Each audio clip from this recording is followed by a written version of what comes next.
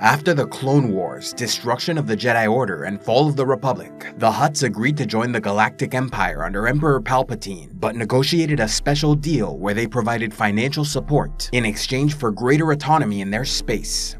Remaining largely independent with only a nominal allegiance to the Empire, the Hutts maintained their laws, government, and customs, including the continuation of the slave trade, and when confronted by Imperial authority, bribed officials or leveraged their extensive political and economic influence across the galaxy.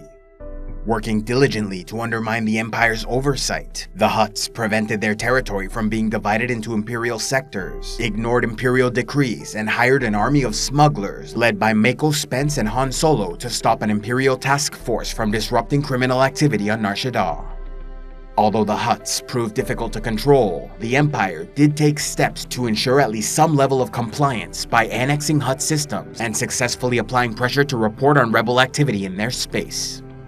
As the war between the Empire and Rebel Alliance intensified, the Hutts remained neutral and, as was their custom, sought to profit from the conflict, like after the Battle of Yavin when they sent an expeditionary force under the Celestin Osei Malaya to salvage wreckage from the Death Star, selling what they recovered to both sides.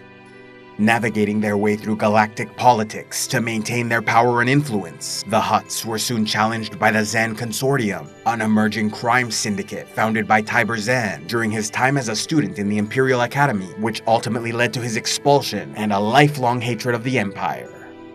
Although Zan worked with the Hutts for a time, Jabba eventually saw him as a rival and successfully attacked the Consortium base on Ryloth. Recovering as best he could, Tiber Zan attacked and defeated Jabba's outposts on the planet Saleucami. The Consortium then won a final battle over a droid factory on Hypori, after which they negotiated a peace where Jabba recalled the bounty on Tiber Zan and ceased his attacks on their operations in exchange for an end to hostilities against the Hutts. After Jabba's death in 4 ABY, the Hutt clans fought a civil war, with Durga Basadi Tai, leader of the Black Sun's criminal syndicate, emerging as the dominant power on Nal Hutta. Determined to conquer an empire, Durga hired the engineer and architect Bevel Emelisk, responsible for building a number of prominent superweapons, including the Death Star prototype, First Death Star, the Tarkin Project's Ionic Cannon Superlaser, the Second Death Star, and the Eclipse Dreadnought. Seeking a superweapon of his own, Durga allied with the Imperial technician Sulamar, who claimed to be a general, and arranged for the hive mind Hutt Species to provide the labor necessary for the construction of the Darksaber in 12 ABY, a battle station which could fire a super laser capable of destroying a planet. When the New Republic learned of Durga's ambitions, they sent a strike team to track down and disrupt the project, and while they all lost their lives as a result, they provided coordinates to General Wedge Antilles, who led a fleet in pursuit. Although the Darksaber tried to evade enemy ships by navigating through an asteroid field, the battle station proved poorly constructed and was destroyed, killing those on board, including Durga the Hutt. Following the death of Durga, leadership of the Basadi clan fell to Borga Basadi Diori, who cast aside the usual neutrality of the Hutts to negotiate a treaty with the Yuuzhan Vong during their galaxy-wide invasion in 25 ABY.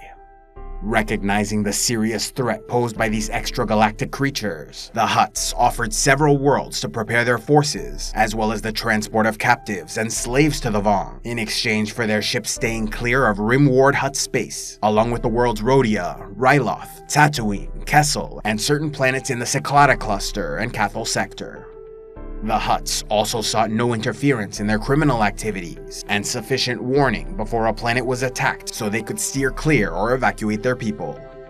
However, as was often the case with the Hutts, they always had a contingency plan to ensure they were not on the losing side of a conflict, and so cut a secret backroom deal with the New Republic, providing intelligence to aid them in their war against the Vong. Therefore, when the smuggler Talon Card met with Borga's agent Krev Bombassa, he was provided a list of worlds the Hutts were avoiding, which Card could relay to his New Republic allies. Yet the Vong suspected Hutt treachery, and so informed Borga they would attack Corellia, while instead sending their ships to engage in the Battle of Fondor. Despite being misled about Corellia, Borga the Hutt offered more intelligence to the New Republic when he learned the Vong cluster ship Kresh held a Jedi Knight prisoner. After a hard-fought battle, the New Republic emerged victorious at Fondor, leaving the Vong enraged at the betrayal of Borga, prompting Supreme Commander Nostroka to lead a 2-year campaign against the Hutts. Attacking Nal Hutta and Nar Shaddaa, the Vong attempted to terraform the Hutt homeworld and its moon, though they ultimately proved resistant to many of these transformations. Nevertheless, the Hutts were in a terrible position, as Borga lost support from her own people and was forced to defend their home with only half their total forces, eventually losing the conflict and ending up a prisoner.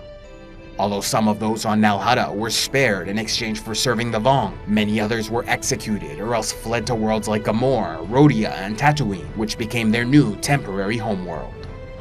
Suffering greatly during the Yuuzhan Vong War, the Hutts eventually reclaimed Nal Hutta and Nar Shaddaa, but underwent a social, political, and military reformation, concluding that the era of the Khajiitic philosophy had run its course, as shadow manipulation, economic pressure, and underworld dealings had not protected them from this most recent conflict.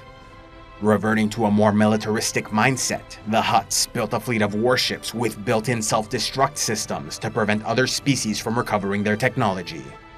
As new superpowers emerged by 39 ABY, the Hutts remained independent by refusing to join the Five Worlds or Galactic Alliance, yet they did briefly ally with the Five Worlds in 40 ABY when they became the Corellian Confederation, joining them in the Battle of Balmorra and Battle of Kuat during the Second Galactic Civil War against the Alliance. Although the Confederation was ultimately defeated, many admired and feared the military technology and capabilities of the Hutts. The Hutts then suffered a significant loss in 44 ABY when the lost tribe of the Sith attacked the Fountain of Ancients on Klaatu'i, an important holy site which the Hutts promised to protect in the Treaty of Vontor. As they failed to protect the fountain, the Klaatuinians declared the treaty void and rose up in rebellion against their masters, finally casting off the shackles of servitude, as did the Nikto and Vodrons, becoming part of a larger galaxy-wide movement to end slavery. Decades later, in 130 ABY, the Hutts sought to avoid subjugation by the Empire of the One Sith led by Darth Krayt, and so established cordial relations in which they tracked down and handed over any Jedi enemies that appeared in their space. Yet this appeasement did not last long, and by 137 ABY, the Hutts joined the Alliance Remnant in their war against the One Sith.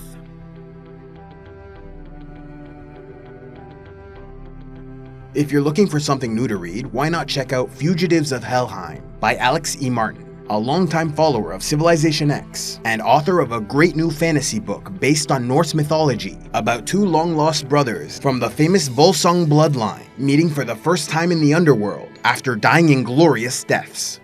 This infamous dragon slayer and shapeshifter learn they've been granted a second chance at attaining paradise, but must claw their way through the underworld's undead legions to earn it.